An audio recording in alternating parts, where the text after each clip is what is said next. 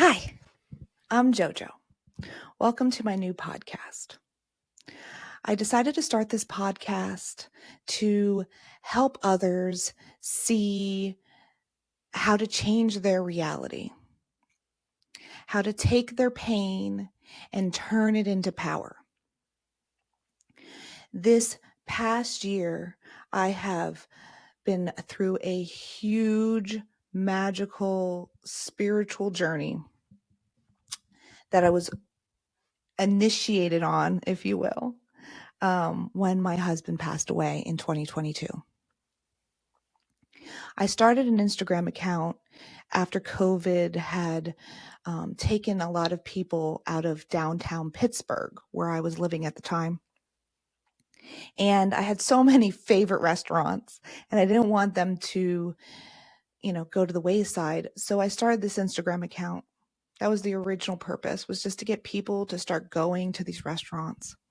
And through that journey of learning about myself and what I was capable of, I was able to bypass just showing people the things I was doing to try to encourage people to get out and support these businesses. But it also allowed me to get out of my comfort zones. With that, before I had met my husband, I decided to explore around Pittsburgh with my Instagram. At the time, I called it JoJo in Pittsburgh. I did some modeling, which really took me out of my comfort zone. I was able to meet artists in Pittsburgh and get to play with different mediums that I haven't gotten to play with before. And I was just able to rediscover myself after leaving my first husband and leaving a toxic relationship. I have a backstory just like everyone else. I've had a rough childhood. I've had lots of traumas, from domestic violence to sexual assault. And I'm not saying this to look like the victim, because I am no longer a victim of any circumstance. But I say that because it's important for you to understand where I've came from, to know the things that I've had to heal within me. And if I can do it, anyone can do it. When I first left my first husband, I didn't even know who I was. I didn't know what I liked or who I wanted to be. I was a version of myself that other people wanted. And after, again, re-identifying who I wanted to be, originally I decided I wanted to not lie anymore, because that energy that I had to hold in my previous relationship was just very heavy. So I chose no more lying. Doesn't matter who it is, but that specific, just that simple thing changed my life. That made me reevaluate the things that I was doing, the things that I was saying to people, because I wanted to be the person that people could trust and that my words had value. Well, with that first lesson, I was able to find out more about myself and learn to love those pieces of me that other people have not fully accepted. So when I had met my husband, Jack, I had met him through the Instagram. So for people who have followed me, followed that story. Jack was a podcaster as well. He did a podcast called Bad Counsel, which is still available today. The show is still going, so if you want to check them out, they are hilarious. But when I met him, I fell in love with his humor. And we met through the Instagram, through a dating show, which was just crazy. But that year, I decided to say yes to everything.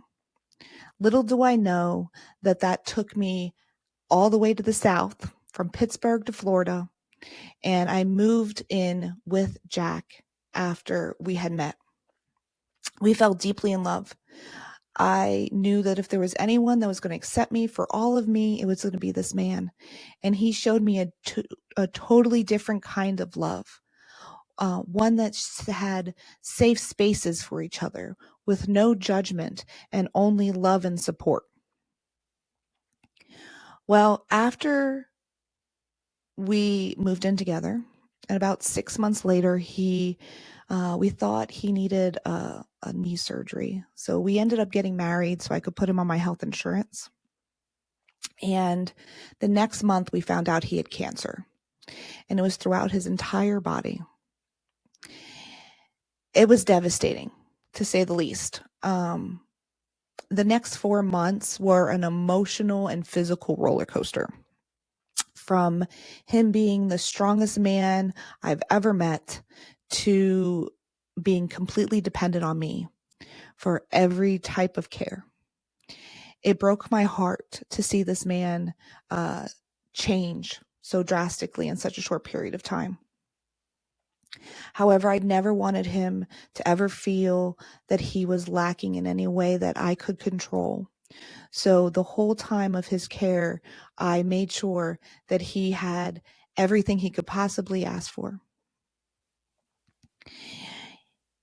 He and I both said to each other one night that if this was the experience, if we had to experience this cancer situation, that we were so blessed to be doing it together.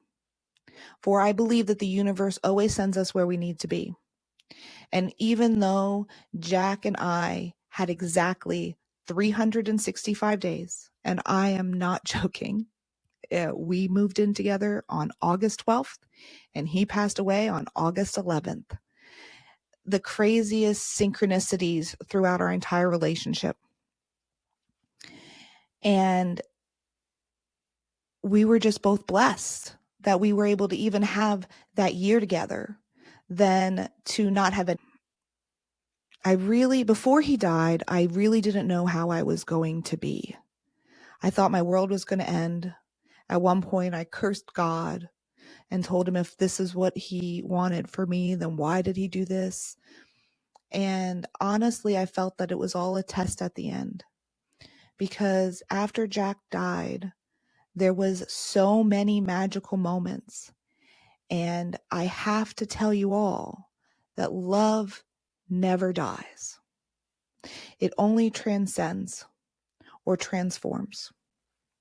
And the moment he died, he did not leave me. It was the most craziest experience I've ever had in my life. He was there with me. He was in my head telling me what to do for days after he passed. Get up, go eat, go do this, go do that. And that was the voice that kept me going for those few days. The other magic that had happened was, even though I was all alone in Florida with him, it was just me and him. I was just taking care of him. I had no family or friends nearby. I was not alone. When he died, he had a friend's wife and his first wife both came and took care of me for the first few days, which was a magic in itself. And that made me really see how everything was connected. Everything through my whole life has always been connected, and always perfect timing, divine timing, and everything that's ever happened. I also started realizing that I had no control over anything in my life. I never did. And the false thought of control, or the illusion of control, was just getting in my way. It was getting in my way to tap into that divine knowledge, that divine experience, to see the picture much bigger. And so the experience that I had with Jack changed me in more ways that I can articulate. When he died, I went through this crazy experience of not just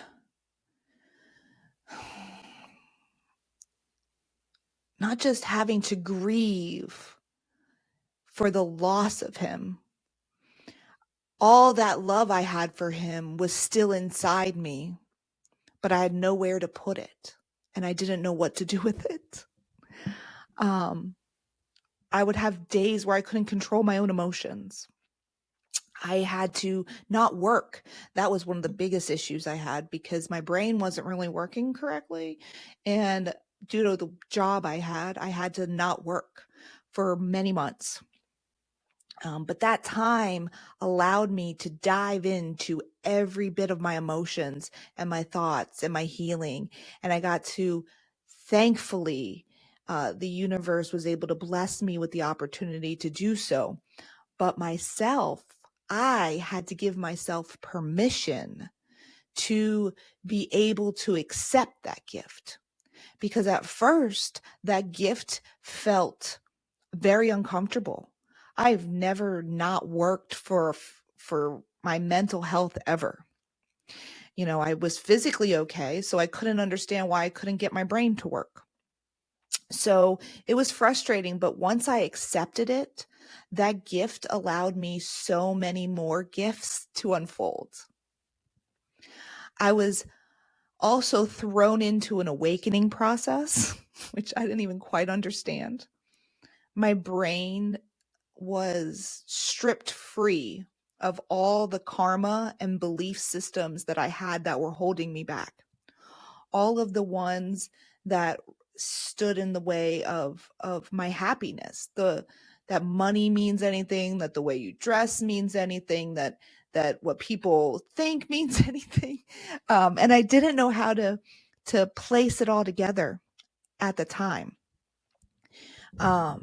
Because it was like I had all this information, but no way to connect things because all my beliefs were gone and I had to recreate my entire foundation, which again was a blessing and was very scary and very emotional. When you go through an awakening process, it kind of throws you into all of your shadows. Everything that you've ever had happen to you, all your traumas, all the things that you have, negative aspects of yourself that you are constantly criticizing, all of that had to be reviewed and washed clean.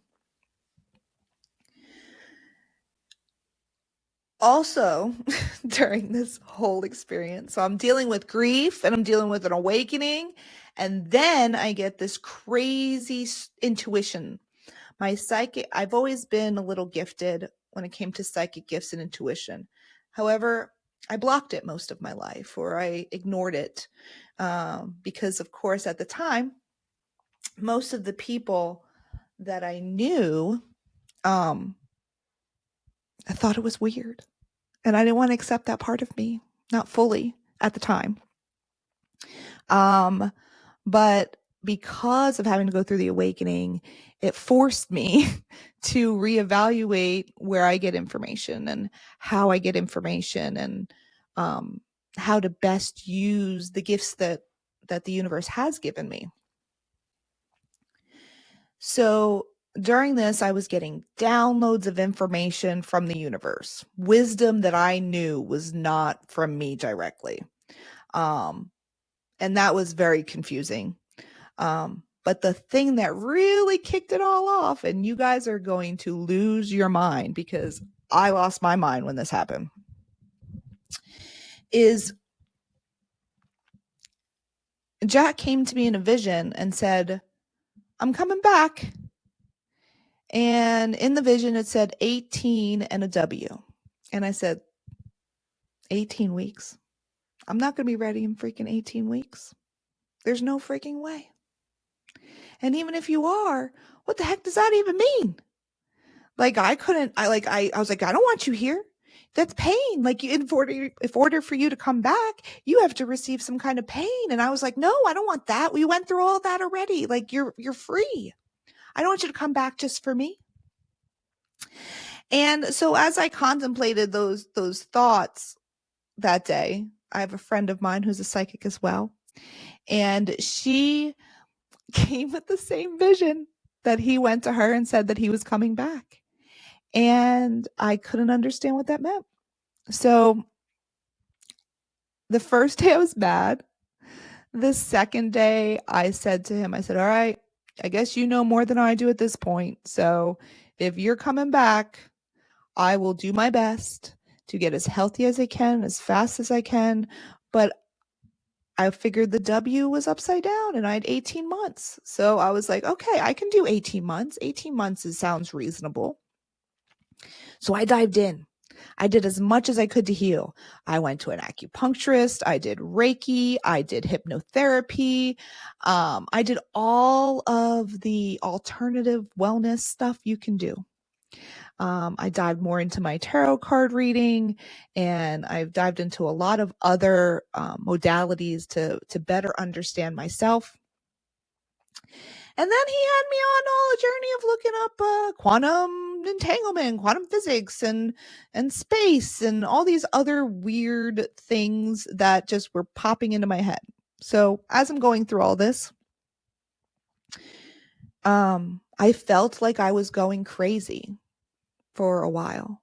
At least on spurts. Like I'd have a couple days where I'd be fine, and then another couple days I'd sound like I was nuts. And even today I still feel like I'm definitely do not speak or think of things the same way that I did before. I realized that we are the only things that hold us back from experiencing our ultimate reality. And it's the beliefs that we have inside. So if you believe that your husband could come back, it is possible. If you don't believe it, it will never happen because you will always hold yourself back. So I wanted to test the universe, right? Why not? Right? You only get one life, so might as well test as much as I could. And I was like, okay, you say he's coming back. I don't know what that means, but I'll just keep working on my healing. And when that day comes, we'll worry about it then. But I couldn't help but think about what that meant. Does that mean he's coming back? Is there another person that's going to, like, I didn't know. And still, honestly, to this day, I still don't really quite understand the truth of the whole thing. But it did push me. It pushed me to love myself as much as he loved me. And when you love yourself unconditionally, it changes your insides, which then changes your reality. I never thought that any of this stuff was even possible. We build our story through the things we tell ourselves. It's that simple. If you don't want a negative life, you don't want a negative experience, you need to tell yourself a different story. My husband died a month after, or a year after I moved in with him. We were going to build this beautiful life together. And I had to accept the fact that he was only supposed to be in my life for a season. Well, for a few seasons. But I wouldn't change a thing. So, you might be asking, so did Jack come back? Well, he did. Or at least the version that he sent me. And I'm sure you're excited to hear about that. So after a few months, 18 weeks to be exact, and I didn't know this. It didn't even click to me. Time did not run for me the way things normally ran. 4 months seemed to be like 3 years, mostly because I was in it all the time. I didn't have any distractions from my healing. No kids, no friends, no job, nothing. It was me in my head healing 24/7 for many, many, many months. So At the 4th month, yes, it would be 18 weeks, I decided that, okay, enough is enough. I need to get the frick out of the house. And as a single female, it is very hard to find friends in a new location. So what's the easiest thing to do is find male companionship. And I thought I was ready to at least get out of the house. So I decided to pray to Jack. And I said, Jack, I think I'm healed enough to get out of the house and meet someone. If you think that I'm healed enough for the version of you that you want to send me, send him to me. If you don't, if I'm not ready for that version, just send me someone who's nice. Someone to just get me out of the house, to go do a couple things, just somebody nice to me. And that's when the magic started again. Well, not that it ever stopped. It was been crazy every day since he died. I get songs all the time. I get a whole bunch of stuff. But anyways, so the next morning, because I wasn't leaving the house, so I went on Tinder and I matched with, a few people, but I only talked to one. And that one had so many synchronicities to Jack, to me. His grandparents were named Jack and Joann, which that's my formal name, which was crazy. Like there was just so many. And he had a soulmate, twin flame, whatever you want to call it, who passed away 5 years prior. So there was that connection as well. It was just really, really weird. And we hit it off, and he's been absolutely amazing in helping me heal the remaining pieces. Don't get me wrong, I still have lots of healing to do, but he helped me solidify some of the self-love items that I was working on after Jack had passed. And he gave me fire, which I had lost when Jack had passed as well. So because I didn't let myself allow my beliefs to stop me from having this crazy, amazing, magical experience, I am able to say that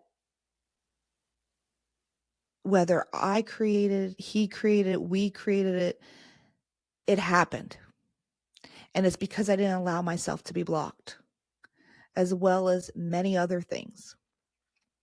So during this podcast, I would like to share with you all of the experiences that I've had so that I can shine light on how you can reframe things in your mind to make them work for you. Because the universe is always working for you, even if it is the most painful thing that you can experience. And sometimes you might not see how it's working for you, but I can honestly say for myself, every trauma, everything I've ever been through, this initiation of fire from like I said in the beginning, from sexual assaults, domestic violence, and now just grief, you can overcome them all. They all are designed to show you a different perspective, show you a different side of yourself. It's you that allows yourself to get stuck in it. I truly believe most of the beginning parts of our life are learning what we're not. And it's not till later in life when you can really see who you truly are. Because we don't allow ourselves to accept those pieces of ourselves that are different than others. I no longer label myself as various things because I am not in a box. You can't label me. I might have certain features or do certain things, but I definitely do not fall into one category. I'm a businesswoman. I am a spiritual woman. I'm an artist. I am a mother. I am a daughter. I am tons and tons and tons of things to different people. But those things, those descriptors are not me. And at my essence, I am a loving awareness, observing themselves. And that's all we really are. But we get caught up in the bottom of our emotions. We get caught up in the blame, the shame, the guilt, the sadness, the anger. And I want to help shine that light in the dark and show us in this time when the world is so chaotic outside. I want to show us that we can change our thoughts and our beliefs to be able to change the world.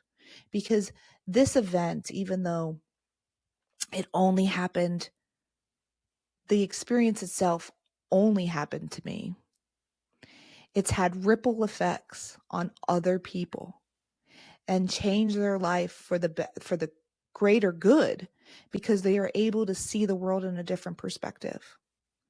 And that is that the universe is always working for you. So I bid you adieu on my first podcast. And I hope that you come back for more next week, where we will be discussing one of the lessons of healing that I have learned throughout this process. Thank you, and I hope you have a very blessed week.